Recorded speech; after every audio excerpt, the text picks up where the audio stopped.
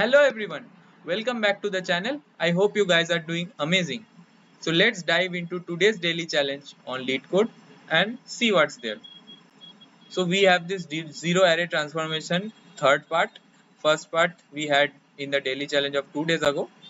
So we are given an integer array nums of length n and an array queries. So we are given a queries L and R, and they are indices, and uh, in the array nums we can decrement each index from L to R in one operation by at most one, and we may not decrement also, it's up to us. And we need to reduce the array into all zeros, and we need to find that what is the minimum number of queries by selecting any of the queries. That is, we need to return the maximum number of elements that can be removed from queries such that the nums can still be converted to a zero array. So this definitely means that we need to select minimum some number of queries and convert it into a zero array.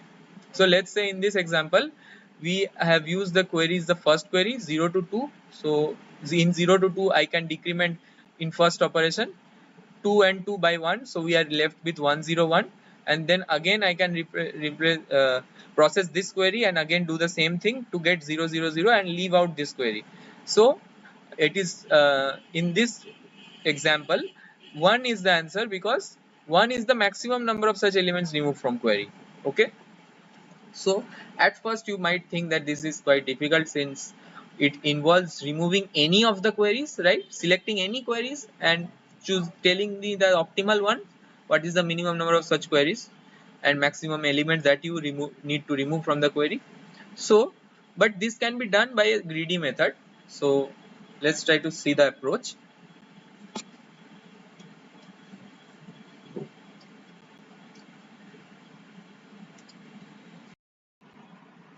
So first of all we are given some array nums, right?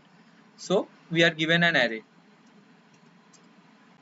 and this array may be long, and we are given some queries in the form of ranges. So let's say this is a given range, this is one of the given range, this may be another given range, and let's say this is one given, this is one given, and such a way we are given the ranges. Now you can easily see that, let's say we have another, now you can easily see that we have, let's say we have 4 here, then in 4 operations you can convert it to 0 because at max I can do -1 only. So definitely in this position we need at least 4 ranges, we need at least 4 ranges. Okay, this is quite clear. So what you can do is that we can keep a track of all the ranges and solve it. But if you try to solve it in a greedy manner, like in let's say you try to take this index first, let's say it has 2 and 3, so you need 2 ranges. Now let's say there is a range which is as large as this, okay, and you need to select it.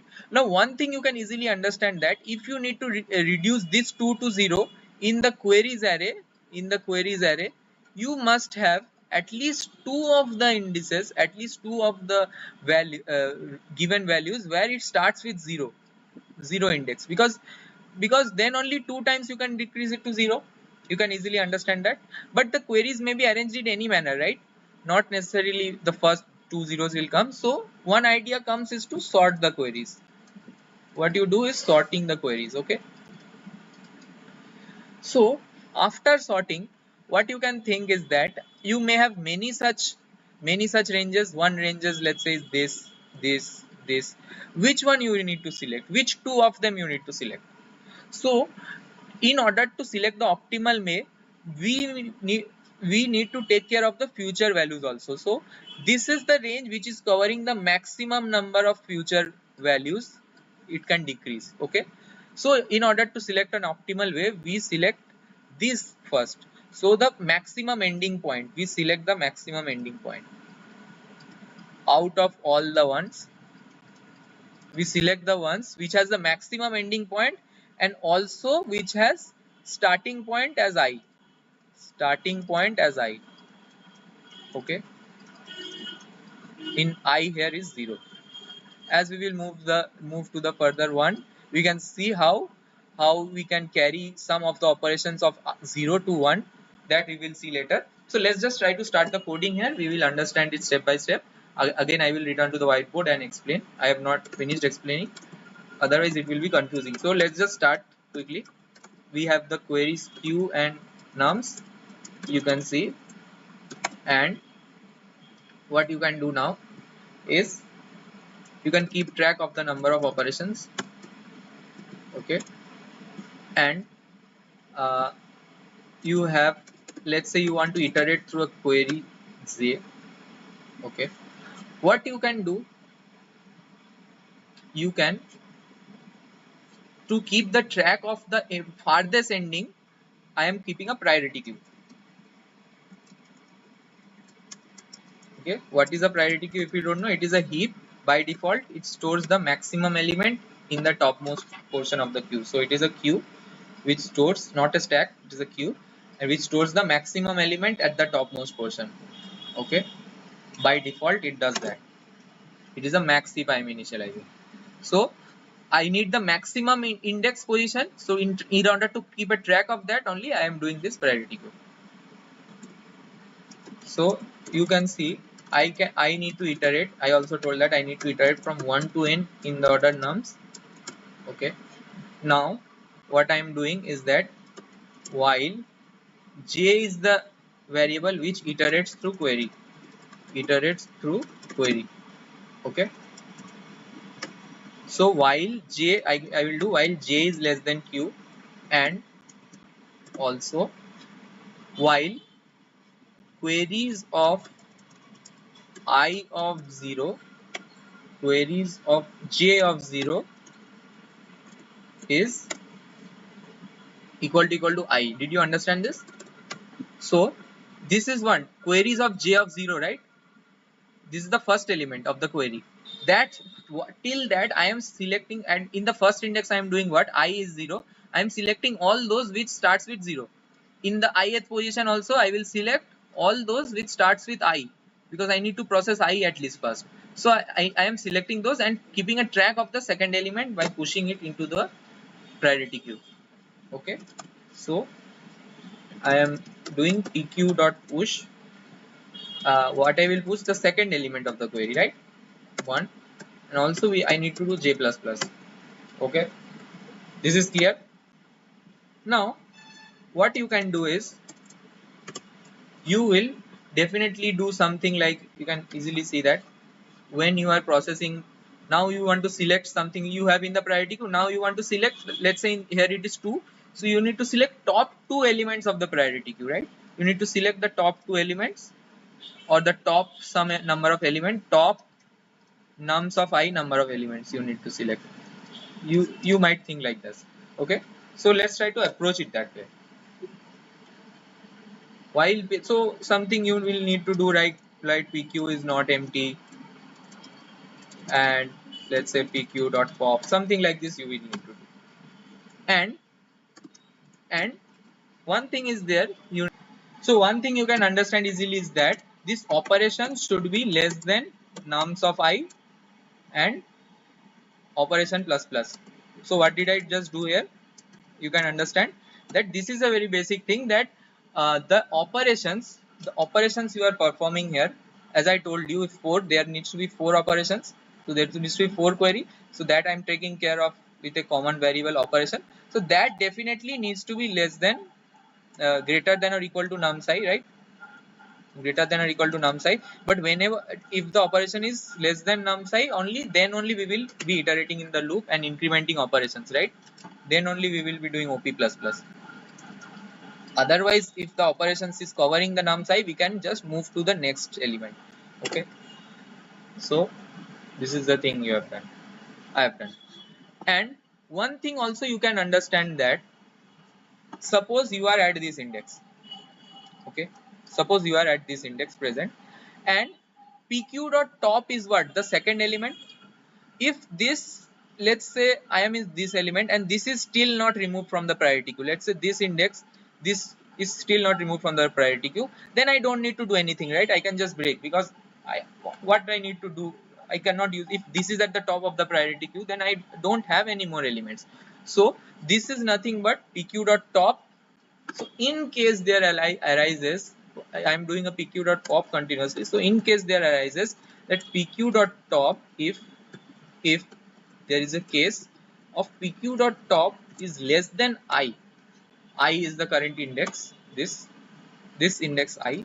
So if it is less than I, then the index is not covering I, and I don't need to take care of that.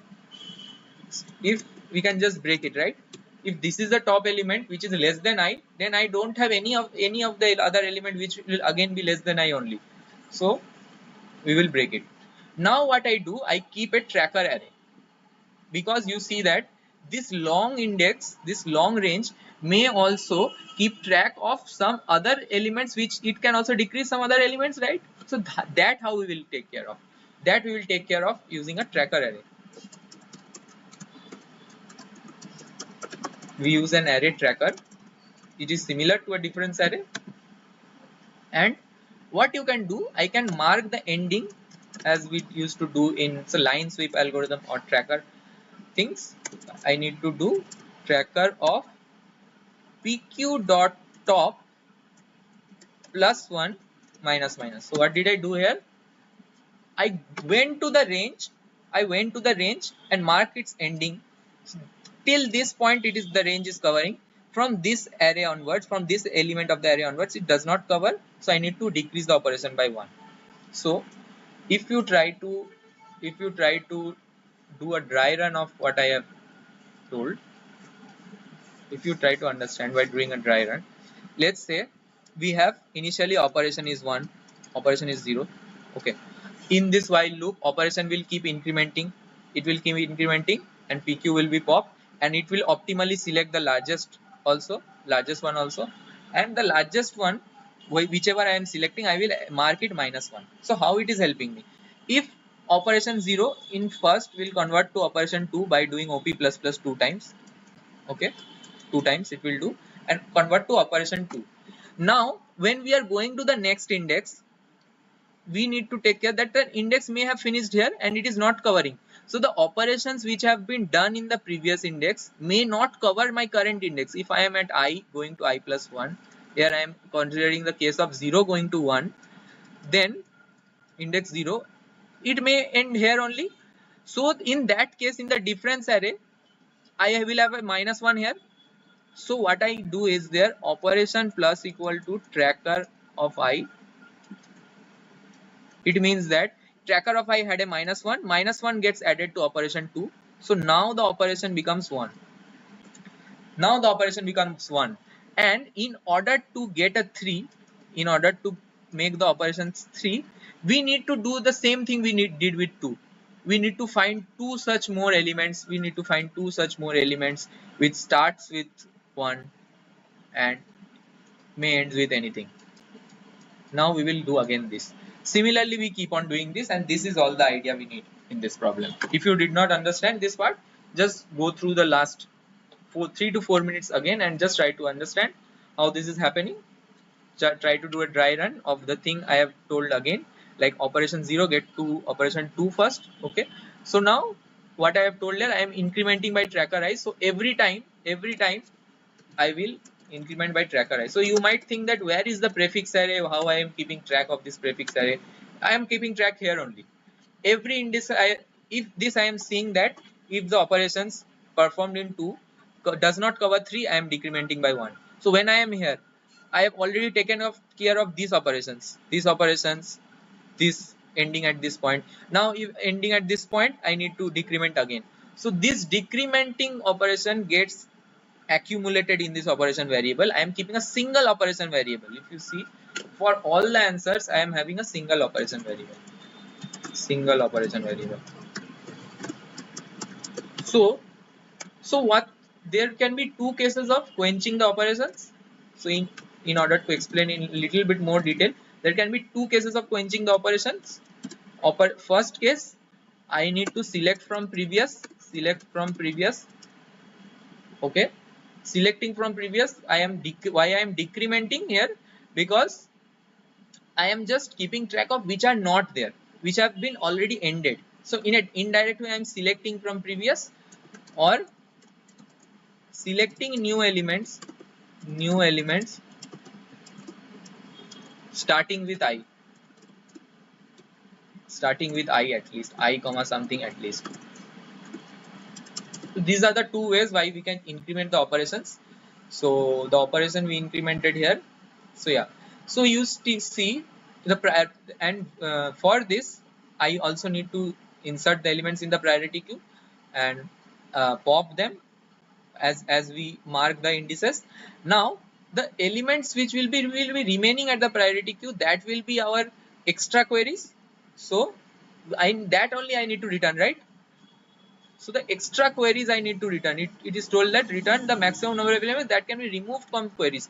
So I have greedily used the minimum number of queries. I have already greedily used the minimum number of queries, and the remaining number of queries which are there in the priority queue, they are the ones which are the extra in the query. Now one thing you can also keep, we should also keep track that if after this operation must have quenched this thirst of like operation should be at least greater than equal to num psi after this. Okay, but what if it is not? What if it is not? What if it is not? If not, you can check that if operation is still less than num psi, you can see that in that particular I, in this particular I, there is no way to reduce it to zero,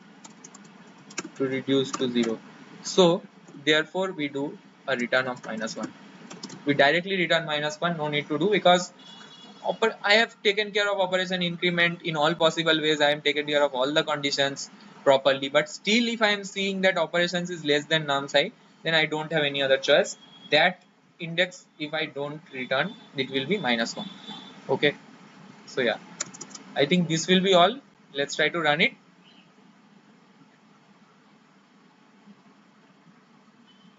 So we do have a wrong answer here. Let's try to check what is the error. So you see, I told you that we needed to sort the queries at first, right? There should be a case of sorting the queries, as I need the zeros first and ones first. So I did not do that. I just forgot to sort the query only after explaining so much also. So yeah, I will just sort it. Queries.begin and queries.end. So I have the sorting ready. Let's try to run it now.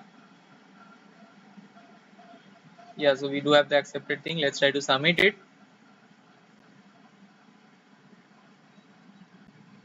So yeah, we do have an okay runtime complexity. So yeah, that would be all for this problem. This was a sort of medium hard kind of problem for today, but I hope your day is going to be really easy. Thank you so much.